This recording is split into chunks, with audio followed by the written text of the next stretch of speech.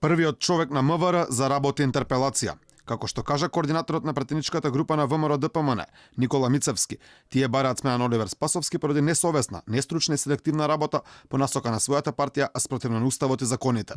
Откако министерот Спасовски започна да раководи со Министерството за внатрешни работи, граѓаните секојдневно се жртви на грабежи, обиди за убиства, рекетирање и насилства кои минуваат неказнето. Иако мина повеќе од една година од убиството на Мартин Јанушев, речиси 3 месеци од војното убиство на Рузвелтова, извршителите на овие злосторства се уште се во бегство и се недостапни за органите. Во бегство и убиецот на стружањето Диловер Бојко, како еден од обвинетите за убиството на младиот Никола Саздовски. Министерот пред околу 2 месеци кажа дека зависно од случаите министерството има побрзи или побавни реакции. Според сите процедури кои што се во рамките на Министерството за внатрешни работи се водат истрагите, зависно од случаите имаме побрза и задоцната реакција, меѓутоа како и да е, мораме да бидеме посветени максимално во расчистување на сите вакви случаи.